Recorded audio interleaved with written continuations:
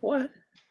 So I don't know if you guys saw this or not, but last night, NISA, which is the other third division sanctioned um, by U.S. soccer league, had yet again the owner of New Amsterdam FC play in goal. They lost 6-1, but that's not what makes it funny. What makes it funny is his front office is so tired of it that they've all basically quit, and they still have the passwords to the social media, and they are themselves posted on social media that it was a vanity project, and just put like a black square up of like to basically acknowledge that it's empty. What makes it even more fun is that his wife owns Chicago House. So this is literally 2 of the 8 teams in NISA are owned by the family. That the whole point of him even owning the team is so he can force himself to play. And as we know, in U.S. soccer circles, the true purist third division is NISA, which says to me it's not building a stadium, creating a really good academy, supporting the women's team. That does not what makes you a great owner. What makes you a great owner is being able to play poorly in goal. So my question is this to you guys. If somehow USL League One falls apart and we find out one of the requirements to join NISA is for our owner to play the field, what position do you think Bob is going to play? Jeff? I don't know. I think he does well to defend the den, but to be blunt, I think he'd make Mitch do it. And Soccer chat with 2 T's, because we're going to chat about soccer, but we're also in Chattanooga, so it's like a play on words. And Chattanooga is a soccer city.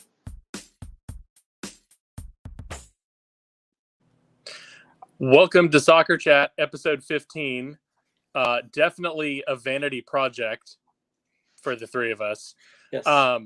We are waiting for our guest, Marky Hernandez. So to continue with our intro, Adam, I have 3 thoughts. First of all, I think Bob Martino is definitely a box-to-box midfielder. He has kind of Wally's build, very stout, very strong. So I think that's where we would play him. Another thought was, you're talking about 2 of the teams that are owned by a married couple. Isn't the team, one of the teams in Michigan that plays basically in a little indoor soccer barn, weren't they put together so that the owner's son could have a team to play on? Yeah, that's the Michigan Stars. Okay. Yeah. So there's thought number 1. Thought number 2, does this mean that Jermaine Jones is available if maybe we need like an assistant coach or something like that? That's what it sounds like to me. Yeah, that sounds like a possibility. Thought number 3, it almost seems like it's a better idea to have like a league central office with a structure and some rules and some other kind of qualifications that you look at, instead of just letting millionaires write a $1 million check and do whatever the heck they want to start a soccer team. That almost seems like that might be a more stable solution to developing a soccer league. That's just me. Yeah, I think my favorite defense that's been given by them is, well, it's happened in USL. I'm like, if you're talking about Memphis 901, he did have a bit of a history prior to going into goal for Memphis. He may have played, I don't know, on the U.S. national team and in Everton. Just like not quite the same comparison. Just a guess. But anyways, it is funny.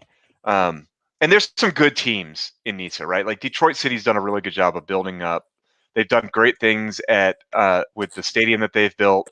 Chattanooga FC, we all know the history there. They were a great amateur side.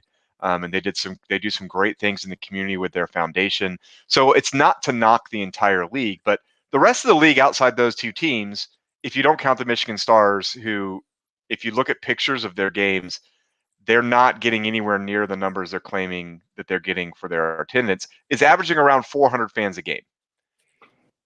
That's not sustainable. So that league's going to go away at some point. And then the question becomes what happens with Detroit and with CFC, because those two are the only two teams left, in my opinion, that have any viability. Charlotte's doesn't even have an owner. Charlotte's owned by the league. So we just basically named half their teams: Charlotte, New Amsterdam, Chicago, and Michigan Stars. That there's some ulterior motive other than wanting to build a great soccer program that's creating their reason for existence. That's not sustainable long term. Big congrats to former Red Wolf Jonathan Caparelli, who just signed with San Diego 1904. So Good luck, Jonathan, Johnny. Hope you enjoy your time out there. I think he scored our first goal in a preseason friendly. So if I'm not mistaken, I think he was the first Red Wolf goal ever, not necessarily in league, but. And when I look back at that 2019 team, he's one of those players that I think would have thrived in Obleda's system. He's got a lot of speed. He's a defender that's willing to attack and overlap. He's always got an attacking mindset.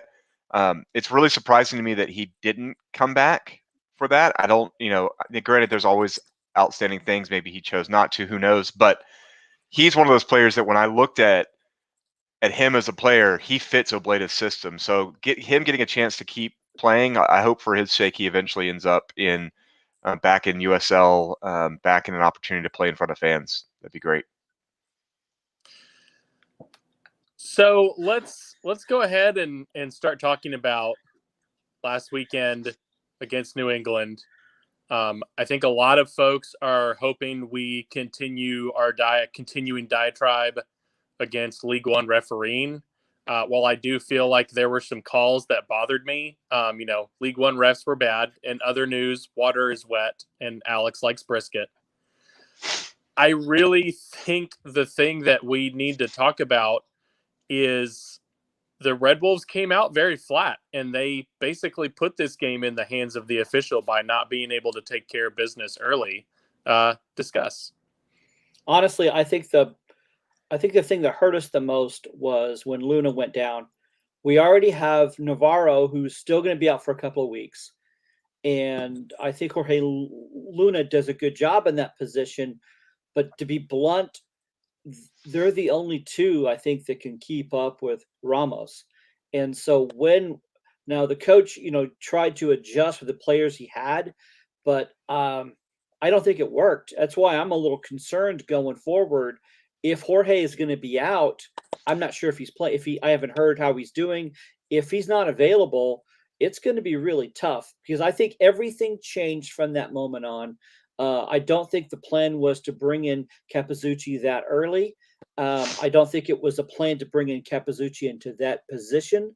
There was of course, that didn't happen. Then Capizzucci wouldn't have gotten his 2 yellow cards. So just to me, that was the point that I think it went south. Yeah, I would agree that that's worrisome, but there's ways you can adjust. In game, yes, it's a problem, and we'll talk about this a little bit later. But there's ways you can adjust the setup of your team to cover for the fact that you may be not able to handle a back 4 by switching to a back 5. And I think Alex is going to talk about that more in depth as we look to the next game. But I'm not as worried about going forward. When we talk about this specific game, I didn't get to see it live. I got the opportunity to go watch my daughter perform in Alabama for her marching band. They had a competition. Congrats to the Gordon Lee marching band on all ones and top marks for a couple of their areas. So good job for them. So I watched this whole game on my phone, and I didn't get to see either of the yellow cards. They were both off camera or not shown on replays, which usually says to me they're not really yellow cards because why would they replay mistakes by the ref? But I don't know that. I can say that from watching it from the camera angles, I did not realize it was as poorly reffed as the reaction that I got that it was after the game. And part of me wonders, was it really that bad of a refereeing, or was it because we lost and then we're trying to focus not on the team but on the refs? Which one was it? So overall, I don't think it was a abysmal game by the referee. There were very specific instances, such as Capizzucci getting a second yellow. Now, his first, it was hard for me behind the goal, but the angle when he's diving in on a tackle, it looked to me like it probably was a legitimate yellow card. And then there was a situation where it seemed like kind of mutual shoving along the sideline 40 yards from goal that had the assistant referee all hot and bothered waving his flag. And that is what led to him getting a second yellow. I don't think it was very long after he had picked up his first almost. So it was like, well, I just gave him a yellow, so the next foul has to be a yellow, which is definitely not the case if you watch, high-level soccer. And the other, and this is the one that tends to really get me fired up, so I'm going to do my best to restrain myself, but Jonathan Ricketts dribbles a ball out to the sideline, and he floats this long ball up to our attacking half that drops right in stride to Jackson Dietrich, who has essentially beaten his defender. And so it's kind of a situation where it's Jackson Dietrich dribbling one-on-one. Who knows who's coming back post? We're on the break. All of a sudden, everyone stops because the referee has blown a whistle and called a push on the defender who pushed Jonathan Ricketts way back in our defensive half. Yeah. Yeah, that play was egregious on the broadcast as well.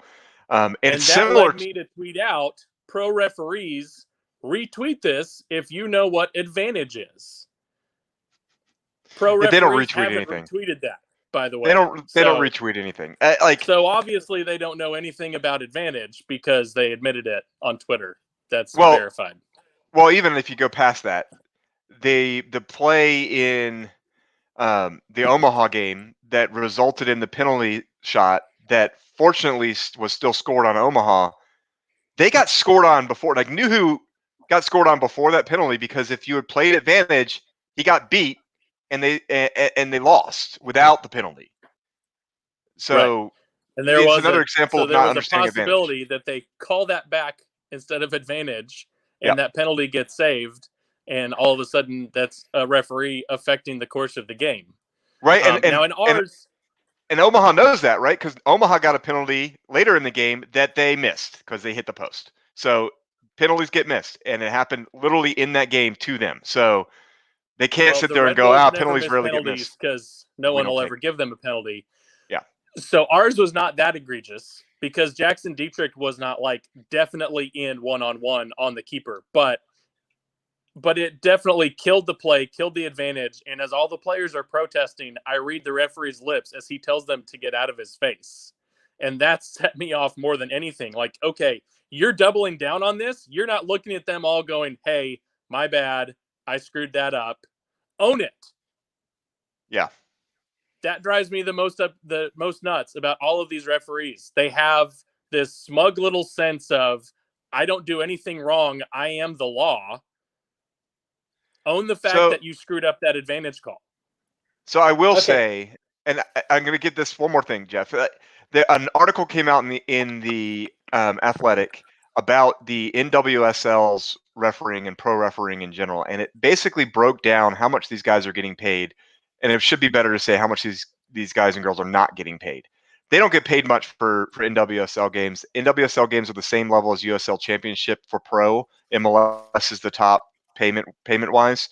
I gotta believe League One's even lower. A center ref's getting like $400 for a game. They're a sideline referee's like $250, $260, something like that. I don't remember the exact numbers, but it's incredibly low numbers. And when you start thinking about around here, they try to keep it regionalized to where you're at. You're talking about a ref that might be able to get a Birmingham game, a Chattanooga game, maybe Memphis, maybe Greenville. There's not a lot of places for these guys to be playing. And when you start thinking of NWSL, you got to go to North Carolina for the closest NWSL game. So, like, they don't have a large pool probably to pull from in the South because there's just not a lot of USL Championship and NWSL teams. And so if you're already paying that low for the level above us, I don't even want to know how low it is for ours. So, of course, the refs, they're terrible. Like, I talked to the 12-year-old down the street or the 13-year-old down the street that does local rec games. He gets $40 for a center ref game. These guys are only getting 10 times what a 14-year-old is getting to center ref a USL Championship or NWSL game. Of course, they're getting crap. I think we all talk about that in reverse.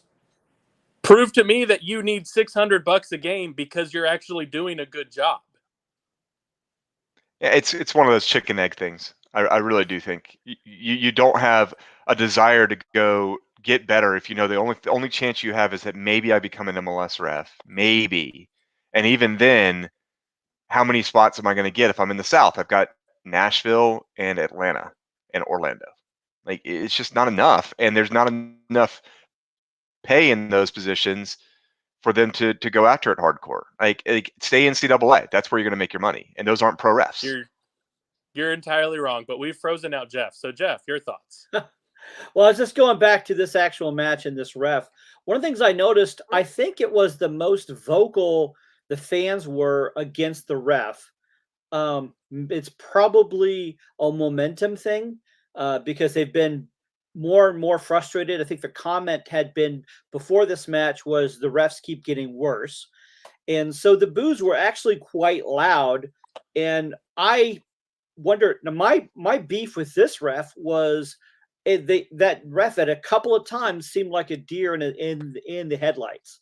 That ref seemed like the ref was indecisive on what to do and was looking to the players and was looking around to find out what to do. Play stopped and the ref didn't have. It took a while for the ref to make a decision, or at least it felt like that in the stands. So it was more of, I don't know, my sense with this ref, it wasn't so much the poor calling, but it was, I don't think that the ref had control of the game. So I think one of the other things that a lot of fans were upset about, both Blake Frischnecht and Juan Galindrez were incredibly manhandled throughout the game. Times where guys had, hands around waist, almost bear hugging and lifting them off the ground. There wasn't a single long ball that didn't go, that Blake Frischnecht didn't have a guy, in his back, arms around his shoulders, draped over him as he was trying to fight and win the ball. None of those ever got called. And so that was very frustrating, especially considering our center back got a red card after he had subbed into the game. Yeah. So there's a lot of those inequities that you feel like, and I'm sure, that's the thing with us is lots of sour grapes and that people accuse us of, but it's happening around the league. Adam, you brought up the example of in Omaha, and I think there's other people that are seeing stuff that's similar. But still, I take it back to the play. We didn't, Joe Rice got named a team of the week, and I was blown away because watching that game, Joe Rice, the New England Revolution keeper, I don't feel like he was really tested. There was one save early in the game. He went to his left and parried a shot by Ricky Ruiz in the first half. Other than that, I don't really feel like he was tested at all. And so I don't understand how he ended up on team of the week.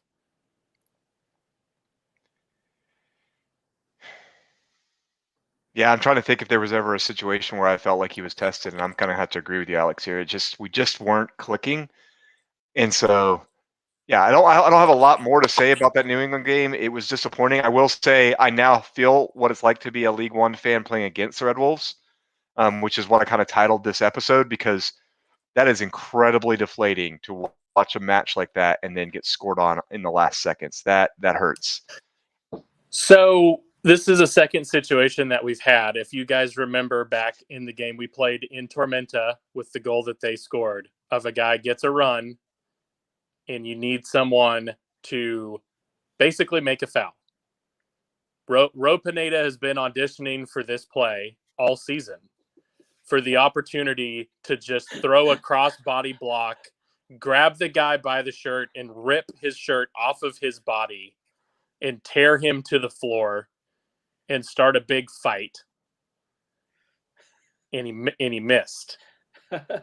He didn't quite have the angle. And I don't want to beat up on him because looking out at the field after this game was done, there was nobody who was more devastated. Yeah. And knew that he had let that guy get around him when he needed to hold him back. The term there is a professional yellow, and that may have even been a red in that situation. But right, I'll take a red at the half mark with seconds left, and we figure out a way to patch you, than a loss because it gives us a point.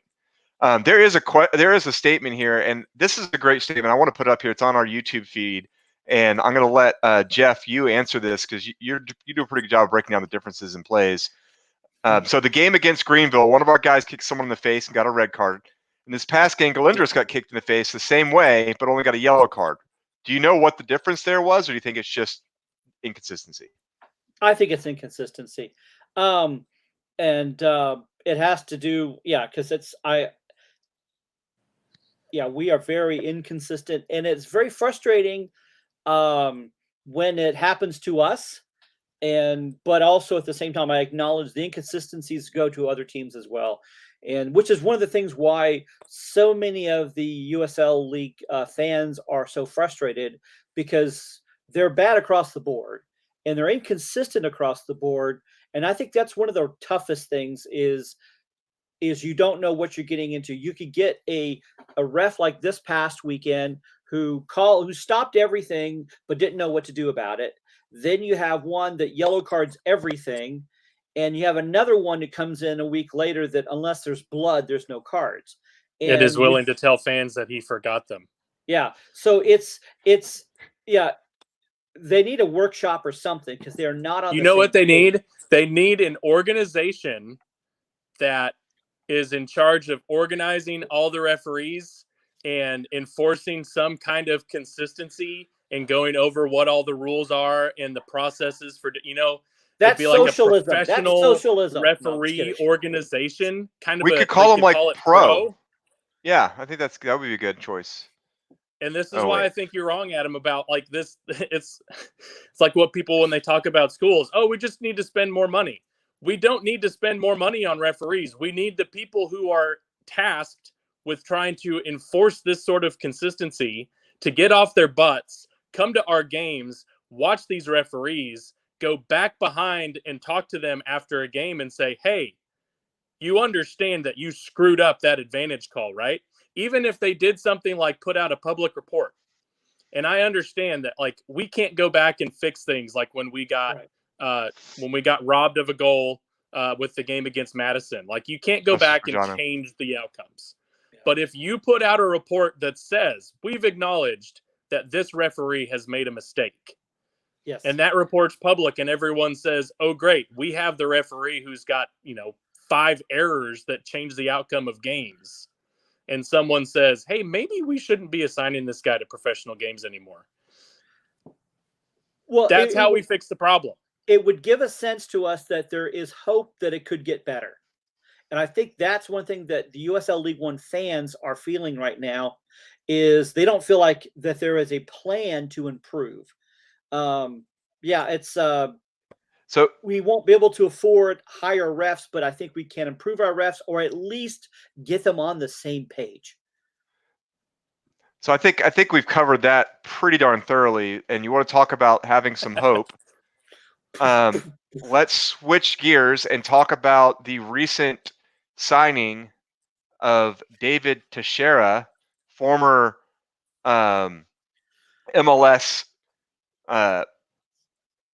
What's the term MLS uses for players that they can sign above their salary cap? Is it DP or designated player, whatever? Tam Gam. Cam Bam Bam Zam.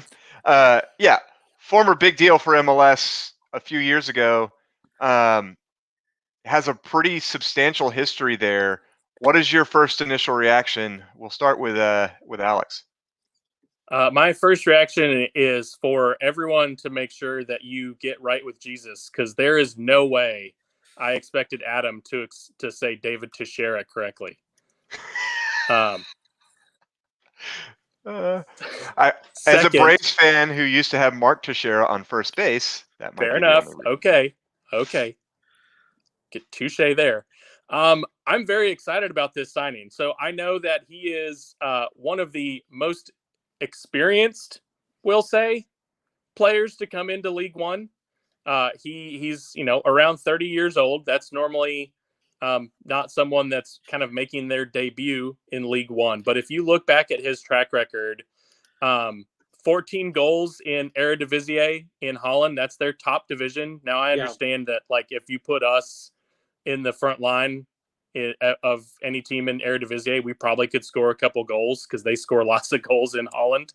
But he's, he did that at that highest level. He did that against the top level pro teams. Same thing in in Turkey and in Portugal. He has been in the top leagues in Europe and performed. And what we're looking for is a guy that's going to stick that ball in the back of the net, especially earlier in games. And, they're looking for him to be a guy that is not going to miss those chances that have gone begging early in games. And I'm excited to see what he can do.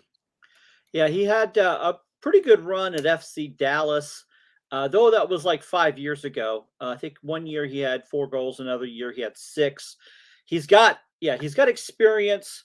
He's got some age to him, but I'm not concerned about the age because what he's being brought in to do is to come in and play probably a half, maybe a little bit more. But I think bringing in that experience, that confidence, I think is going to be a big help.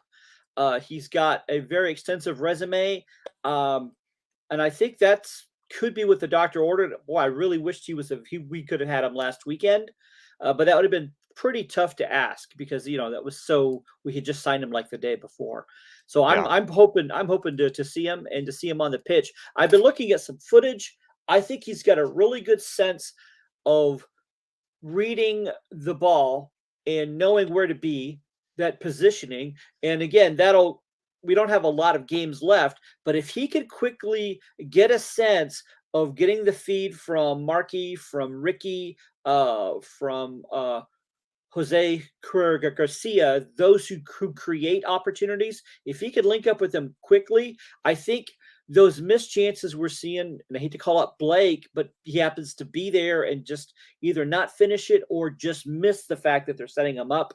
If he could read from them like he has in the past, I think we're going to be seeing quite a strong start.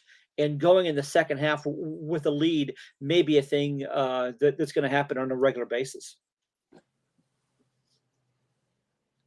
All right, so that takes us in. We probably need to let those that are watching us live know. Marky has not joined yet. He's either running late or maybe something came up. But whenever he does join, we'll stop whatever we're talking about and cut over to him at that point. But we're going to continue kind of down our rundown, which takes us next to a game preview of Richmond. And what are you guys thinking going in versus the Kickers?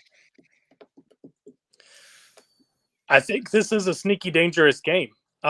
Richmond right now is sitting in like 7th or 8th. They've got 28 points. They need this win to get themselves back in the playoff chase in the League One standings.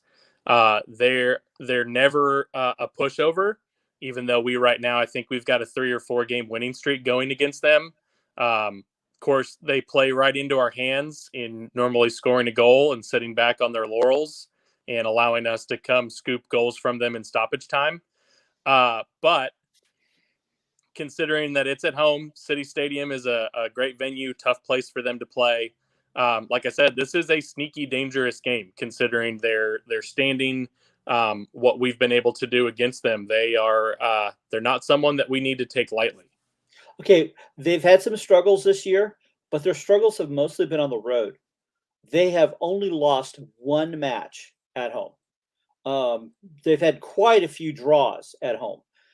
So this going into it, I think their form isn't the top, but it's not as bad as what in other words, they're a lot better than if you look at the league standings, say.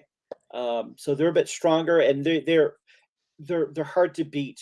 I don't think that they play for a draw, but they're well, and they're not really going to be playing. To put down. And they're not going to be playing for a draw at all this weekend because they're at 22 games, 28 points. That puts them right in the mix of it because a lot of the teams above them have 23 games. If they win this game, puts them at 31 points, which would put them above North Texas, who's at 23 games and 30 points.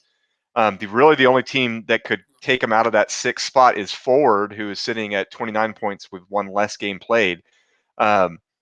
So this is a huge game for them, and they're going to be playing for the win. When you look at the rest of their schedule, they don't have the easiest schedule in the world. They've got us at home, then they've got Forward at home, then they go to North Texas. They've got so Sorry, did I say that right? And then they got Ford again at home. Then they go to the baseball park, and then they go to Tucson. That's not an easy schedule remaining. So they've got to see Right. these home games that they've got, these 3 home games versus us and 2 versus Ford, as keys to victory, because North Texas doesn't lose at home, the baseball team doesn't lose at home, and Tucson's on fire. Yeah. So they got a really tough schedule. You know that they're playing for the win, which I think plays into our advantage because they are a team that is not, in my opinion, built to score a ton. They're just not. Like they've played 22 games, they got 26 goals. We've played 23 and have 32, right? They also give up a lot of goals. They've given up 27 goals. We've only given up 22 goals. Like it's a significant difference, and we should be able to beat this team. And Yep. I think them being aggressive plays into our hands. I don't care that it's in Richmond. Last time I think we went to Richmond near the end of the season, we broke their hearts then. I think we can do it again now. Speaking of breaking, the thing about Richmond, though, we have to, and going into this game, is to remember that this is a very physical team. And if we're going in there already kind of injury prone, it will be a physical match. There will be some. They're also very physical with the grass. True. Yes, they like the grass, but before they get to the grass, and they like to practice flopping around. But before that, they get in our face. They row up. So in other words, I'm saying this could be normally I'm not as concerned, but we've got a few injuries right now, and we don't have all the players we would like to have available, and so that's just one of those things. Just they may take advantage of that. So talking about not having the players we have available, I'd like to, if you can, pull up the possible way that we could patch this back line that Alex has suggested, so we can rip it to shreds. Can you pull that up for us there, Jeff? Let's see if I can find that here. Give me a minute. I'll let Alex talk So- about what you pulled up. One of the things to keep in mind, I spoke with a front office source. They said that Luna quite possibly, they haven't talked about him missing time. So he should, I mean, he may have just kind of gotten a deep bruise. They wanted to take him out almost as a precaution. We have a decent chance that he should be good to go. Okay. Unfortunately, Jeff, like you said, you talked with Daniel Navarro. He said he was kind of day to day, but most likely 2 weeks. It's probably some kind of muscle injury that you can just never tell until you know. He's got some more treatments coming up. He said that'll Right. keep him out for at least 2 weeks. What I saw him, and I saw Rafa and another guy who may have been David. And then once they saw I was there, they moved away from me to the next section. So I'm not It's a sure good what move on that their said. part. Yeah. So it's I maybe I was just too loud for them, and but it was kind of funny though. So we are also going to be missing Capizzucci with the red card suspension. Mhm. So thought I'd get a little wild and crazy. What if we played with a back 5? So you've got your 3 defenders that you've got, Esparza, Jason Ramos, and Jorge Luna playing in that center. Jonathan Ricketts able to push maybe a little higher. He's been on fire, getting up the field, sending in crosses, getting on the end of stuff for goals. And then the other thought that I had, and the one thing I would do is flip-flop these, because if you guys remember last week, Jonathan Ricketts talked about liking to come up the left side. On the left. Yeah. But Jackson Dietrich, who admitted when he was on this program that he played a little bit of defense, outside defense in college. So what if we add that speed as well? And then we've got players like Marky Hernandez, Ricky Ruiz, who can be in the attacking positions, but can kind of tuck in a little more around new David Teixeira. I think we're going to see him this week against Richmond. Someone like Galindra is coming off the bench, most likely at halftime. I bet David Teixeira gets the first 45 minutes to try to show what we can do, and hopefully has a hat trick by halftime. All right, because we are low on center backs, because we still don't have Navarro back, I'm not sure this is the game to play 3 in the back. I think we still need the 4 and have Esparza where Dietrich is, but have Dietrich. I like Dietrich in the starting lineup, and maybe work him in the midfield with Jose Carrera Garcia. Other than that, I like this lineup, but I just don't see we're going to go for 3 in the back.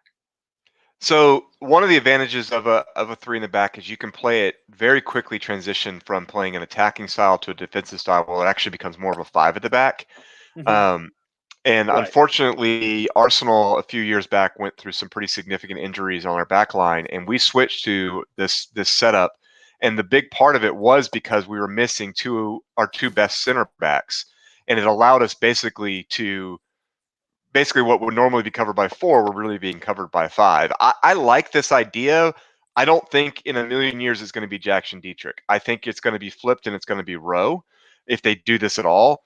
I think you're probably, if Jorge Luna is good enough, you're going to see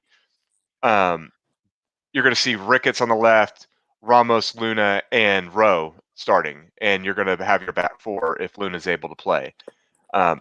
That's my guess. But if we're not able to play, if we are going to play a 5, this is really good. I do like the idea of having a more attacking mindset and really taking advantage of Texeira.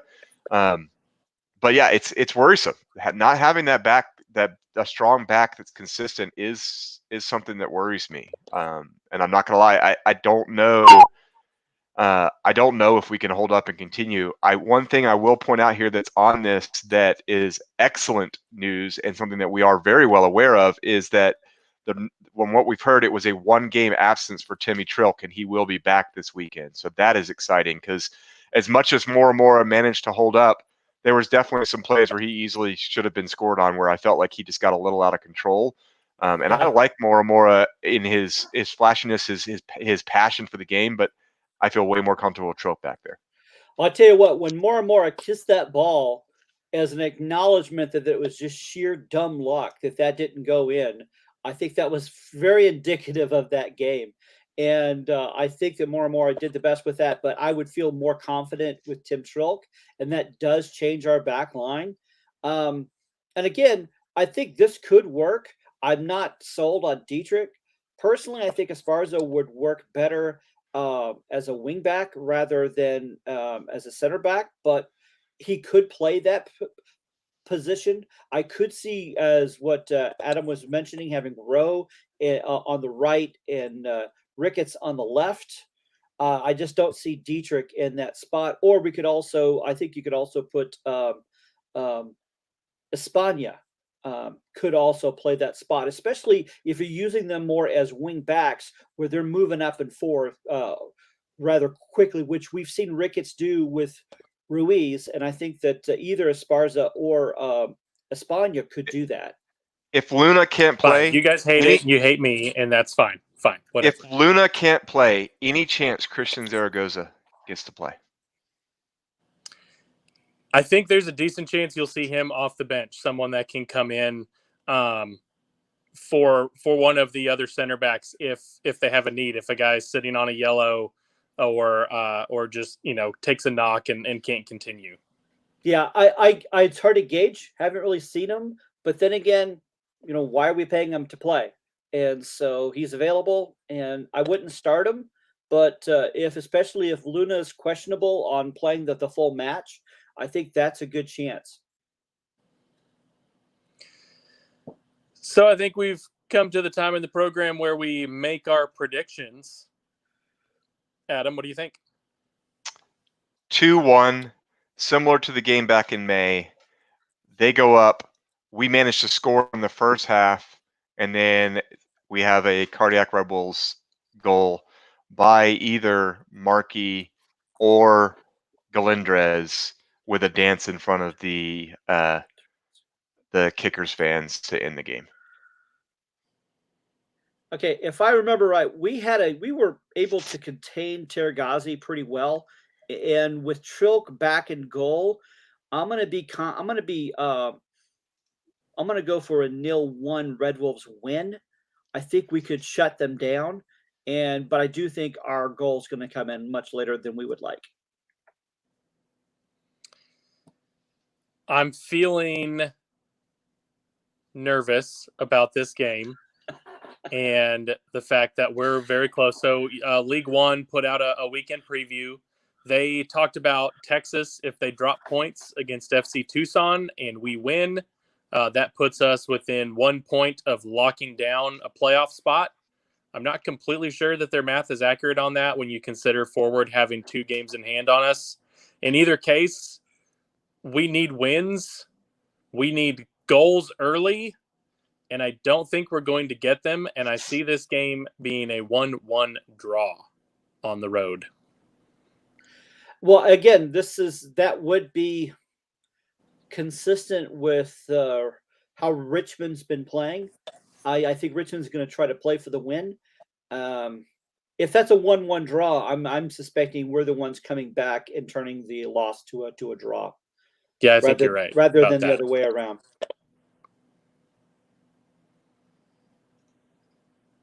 All righty. But I won all 3 points. Well, I do too. I'm just trying to be honest here, folks.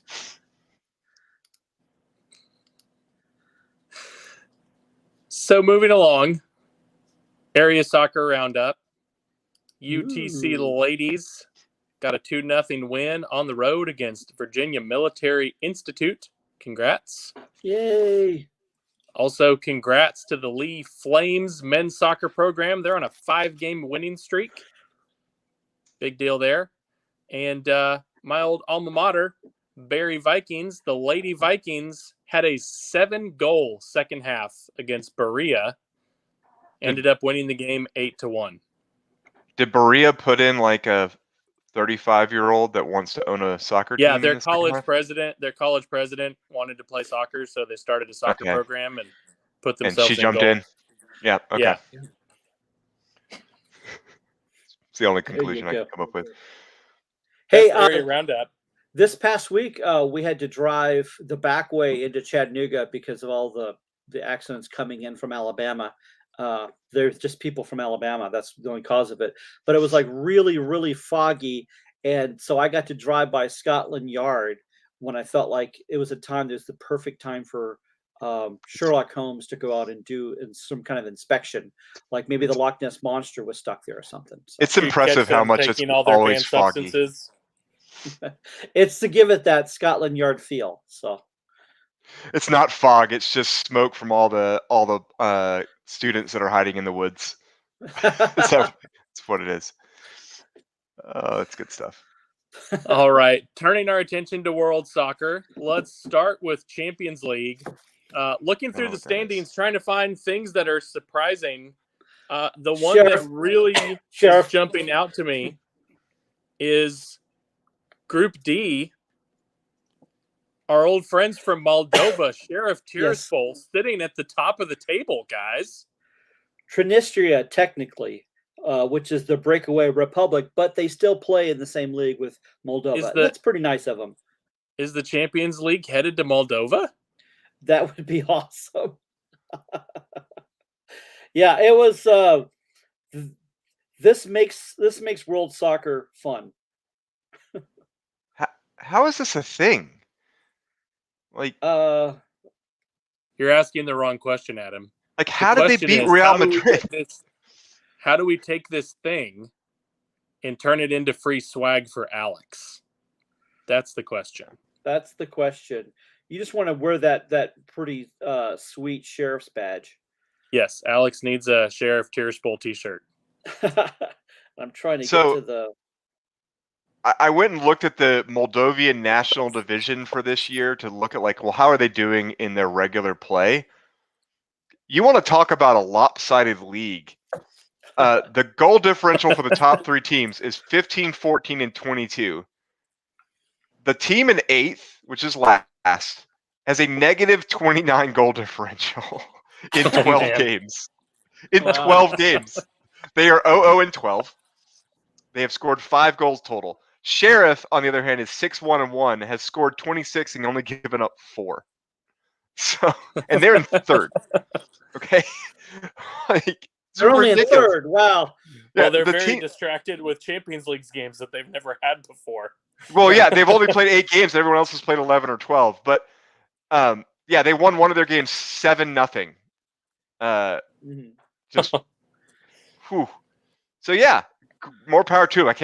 I still can't believe they beat Real Madrid 2-1. Like, I went and looked at it. I was like, well, how many red cards did Real get? Oh, they got none, and they had a penalty kick. What? Like, how did that happen? But yeah, congrats for them. Yep. That's pretty So, cool. moving to EPL Yes. last weekend, Yes. not a lot of fun for me. I put the blame on our coach, who put out a lineup that seemed to play directly into Manchester City's hands, and then followed it up with an uninspiring loss in the middle of the week. But looking at the schedule, if we lose a game in October, I will be shocked. So, hey, Adam, how did Arsenal do? There may have been a North London derby. I don't know that Tottenham's aware that it was happening, though. Because, Ooh, holy zinger. crap, that looked...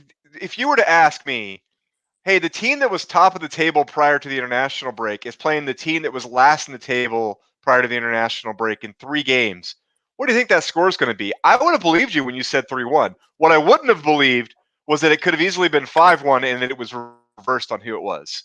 But it's fun being above them again, as we should be. It's fun looking down upon that is Tottenham. And I know your former coach is there and you want to support him, but the best thing that happened for him the entire night was pregame, where he told the person interviewing him that he would not tell him his game plan because that would be stupid, which I thought was wonderful. But Yeah. maybe he should have given him a heads up of his game plan, because obviously it wasn't a good one. It was a very good one. He's very stubborn, and the big criticism with Nuno is when his game plan doesn't work, he still sticks to it. And so that's one of the things I don't miss about Nuno. So many things I do miss about Nuno. And I kind of wish him well, but I also, but they're a competitor, so I don't wish them that much well. I was hoping that some of our former players who were there now would do better, and they really haven't. But we had a good weekend. We got a win against Southampton, but More than the that, the biggest part was who got the goal and how he got the goal. An assist from the keeper. So the keeper kicks it way out there. Raul just runs it all the way in like a boss. And he has been so frustrated trying to get his rhythm back. And Raul, who hasn't scored since last November, and I think, since before that match with Arsenal, he's been playing, but he hasn't gotten a goal in league. He's gotten some in some of the friendlies, and I think maybe he got one in one of the cups. But no, he hasn't played the cups. So Yeah. it's just a preseason. So it was wonderful to see. It was a beautiful goal. But if this is him getting back in his rhythm, things change for us. I still think we're not going to have the best of seasons, but this changes us from a relegation battle to probably mid-table, which, when you pick those two options, that's a big difference because we still have a lot more to work on. But it was good. It was good. excellent. All right. So we all are excited about our teams. Jeff, you're home to Newcastle. Yes. We're hosting Southampton. Adam, you guys are on your way down to the coast to take on Brighton. I'll How take we it. feeling? So, okay. The last time all 3 of our teams won, the Red Wolves lost. So I'm thinking, Alex, you need to take one for the team again this year. And it would be funny if we beat Southampton, you lose to them. That would be just saying. So Strong disagree. Strong disagree. So I do have a question regarding the Premier League table. Mm-hmm. And Adam, don't take this as me making fun of your team's position, because that's not what I'm meaning to do. You guys are on a roll. So if you look from the top 3, top 4, you have Everton, Brighton, West Ham, Aston Villa, Brentford. Right. Who of those teams do you think stay above you, stay in the mix with you as you work your way up the table here, hoping to get into the top 6, top 5? Who's got the staying power? Aston Villa will be in there. I have a lot of respect for their keeper. Everton will be in there, and West Ham. We're going to beat Brighton this weekend. Brentford is up there because they played us when we had players out for COVID. I'm still pissed about that. So yeah, that's my expectation. Those are the 3 teams that will be fighting for those 5th, 6th, 7th spot, and Tottenham will be there too, who's right below us. Like they'll be fighting for it too. I mean, really, at the end of the season, if we're in that top 8 fighting for the 5th through 8th spot, because I think we can all agree we're not fighting for the top 4, it's going to be Arsenal, Tottenham, Leicester, and one either Aston Villa or Everton. That's my expectation. Yeah, currently right now, Everton is playing better than Leicester, but it's a long season, so Yeah. it's hard to imagine Leicester's going to stay where they're at. All right, so final non-League One thing. I wanted to take a quick peek at MLS. MLS is coming to the end of their season, about to be in the playoffs. Atlanta United, who, object of humor quite a bit, but they have really turned it on. Got themselves now in 6th place in the Eastern Conference, which is in that playoff zone. And props to Nashville this season, up there 2nd place in the conference. Wow. Yeah. I'll just throw a quick plug. My Timbers, unbeaten in 7, now find themselves up at 4th place. They're drawing me in just so they can break my heart in the first round of the playoffs, I feel. But yeah, what are your guys' thoughts as you look here? What do you think is going to happen as we get to MLS playoff time? Who you got your money on? I'm liking Nashville, to be honest. I have noticed that Atlanta seems to be getting some momentum. I think it was the 100th goal in MLS for King Joseph, and so that was a lot of celebration. If they could keep that momentum, I think they could move up a few more spots. But right now, as far as for out of the East, I kind of like Nashville, and that just may be a local bias. I know that the Timbers have no love with the Sounders, and so that's why I think that's always they're always going to be fighting against each other. And I wouldn't count out Sporting KC. So I'm super happy that LAFC is not in there. I'm looking to see, can they make a run? I'm feeling like they can't, which makes me happy. Because their fans annoy me. Yeah, they're 4 points behind Minnesota, who's in the last playoff spot. So, and has played one less game. Yeah. Oh, there you go. Okay. Yeah, so I've got no love for him either. So yeah, boo. Yeah, so I'm feeling good about that's probably my favorite thing. The other side for me is I would really love for Atlanta to start losing, because I just can't stand Atlanta United fans either, because they think they're the gift to the world. Wow. And they're just not. So I'm rooting for Nashville. That's going to make a bunch of people that are Atlanta fans that are also Red Bulls fans upset at me, but I don't care. Like, great, you got 70,000 fans that don't know anything about soccer to come in your stadium so they could cheer. Proud of you. I would rather most of them know you, so they already have reasons to not like you. That makes sense. New England running away with Supporter Shield on 65 points, furthering my theory that Matt Turner is better than Zach Steffens. So there's that. Yeah, I don't know what it is. I just don't like the Revolution. Maybe they didn't print off enough pamphlets. So, well, I'm mad at them for last weekend, but that's neither here nor there. It's a different one there. I think that takes us to our ending, guys. Are you ready? Oh! For the Biggleswade report.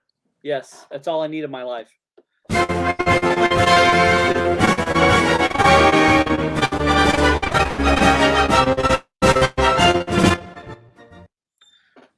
Is that now? Do I go? Okay. Biggleswade United ladies are first place in the East Region Women's League.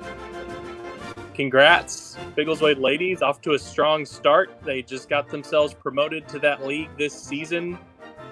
So that's great news for them. Biggleswade FC U23. It's a Biggleswade derby, guys. Biggleswade United U23 played Biggleswade FC U23 played the Biggleswade United reserves. Won that game 5-1. Big win for Biggleswade FC. Biggleswade is teal this week. And Biggleswade Town fell to Alf Church. Alf Church ate their cat this weekend. That's right. Left them crying. That's an Alf joke. You folks will have to check with your parents on that. I think most of them are playing this weekend. I don't have the games who they're playing against, but good luck to all of our friends in Biggleswade. One day, we'll get out there and check out the Biggleswade Derby. I actually found an image of Alf, the character Alf, but behind a pulpit, and I can't find it right now because this would be perfect for Alf Church. Alf in church. Alf in I church. see what you did there. That's it. So that's that's why I'm sure Alf Church is just a cult. It's one of them. It's one of them space cults, but it's not a dangerous one. So unless you're a cat. So for all of you that tuned in hope of getting to hear from Marky Hernandez, unfortunately he was not able to join us as originally expected. We will effort everything we can to get him next week because he obviously was a guest that everybody was interested in. We had a lot of great questions come in for him. So we will effort to have him come at a later date. Thank you guys so much for listening to us and supporting the show. And on that note, Bye. I think Marky just realized who we were and then decided not to show. So like he